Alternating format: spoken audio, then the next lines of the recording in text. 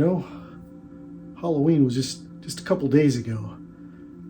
And I got a feeling that there's still some spooks, ghosts, and goblins lurking about. I don't know why. I just have a feeling.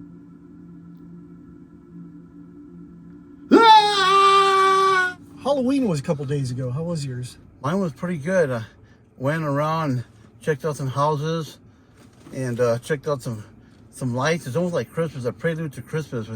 They put on all those beautiful orange lights and lavender lights, the lights of Halloween.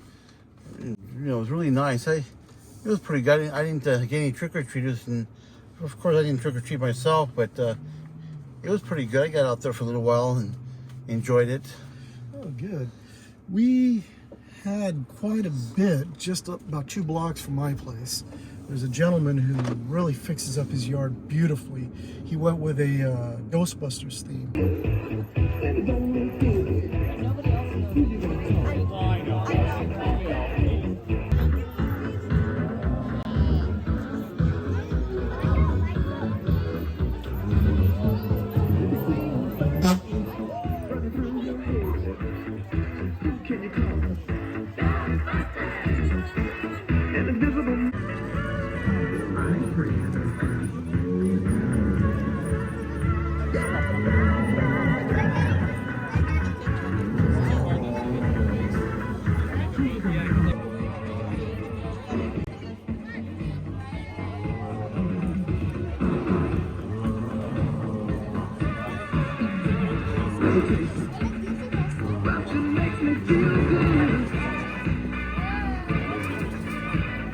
Ghostbusters. You ever see any ghosts? You know, I used to hear jingles in my house in La Mirada when I was a kid. I used to live there. I heard it, and my dad had heard it, and it didn't happen every night. It didn't even happen every week, but every so often you'd hear like somebody putting silverware away in the kitchen, and it would happen between 12 midnight and 2 o'clock in the morning. But it'd be loud enough to kind of wake you up, because, you know, when you're putting them down, you hear the jingle, and you hear the, you know, covers open and close. Right.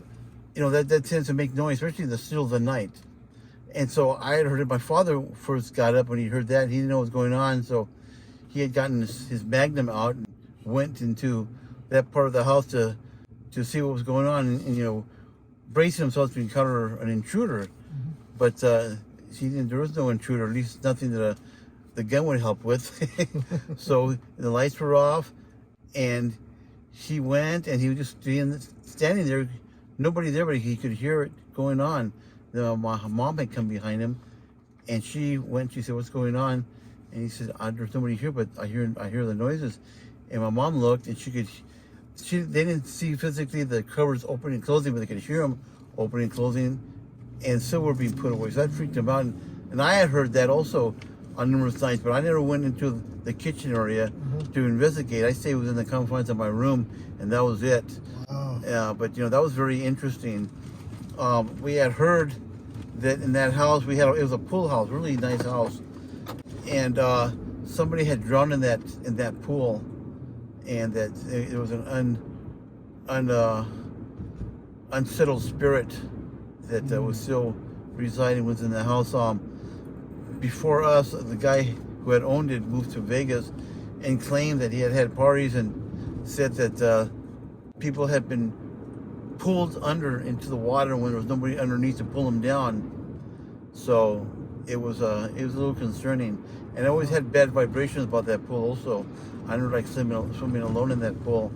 But when I was younger, before that, I lived in Norwalk, and I went to a Brethren school, which is on Foster Road in Studebaker. Mm-hmm. And then me and my friends had gone into the mirror, and I believe every generation has experienced this.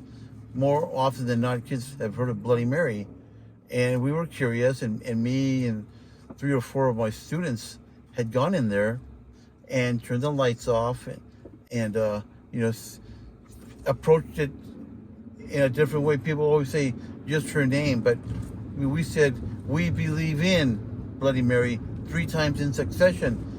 And then when we did that, like the 4th time around, you know, and you know, on the 4th succession, around the second time when we said we believe in B&M, the mirror kind of vibrated, and that scared everybody. Everybody went, and I was at the farthest end. People went outside the door running, and I went running, and I could swear as I was running, something grabbed my shirt, and when I looked back, I saw the face of a ghoul. Oh, wow. And it didn't pull me in. It would have pulled me in, but I just jerked and ran and tore my shirt, and boy, I was scared. I never went back in the bathroom again. But my mom had asked me, how did this happen? Because, mothers always inspect their children's clothes. And I told her what I did, and her eyes just went big because I think she was familiar with that.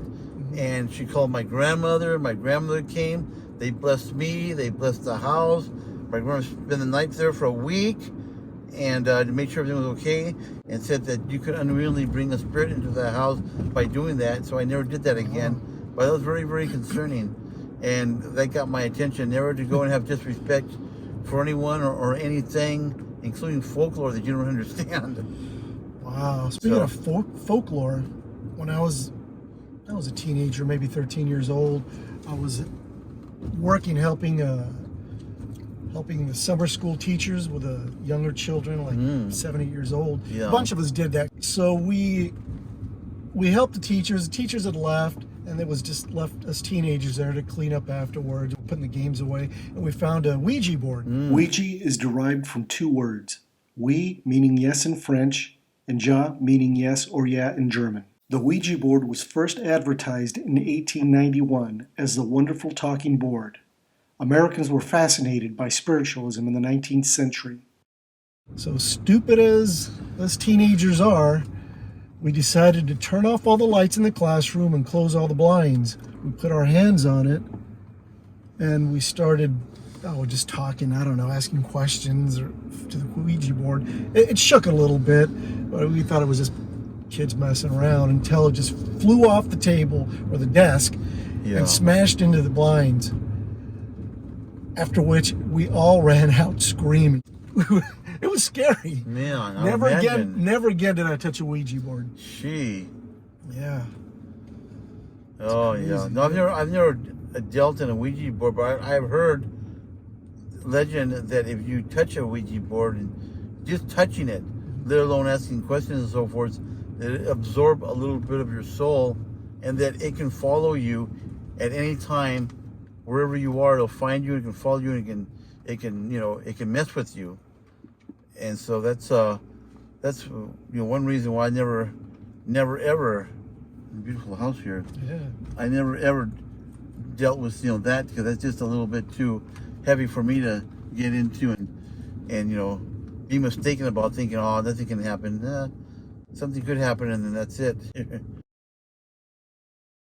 See you next time.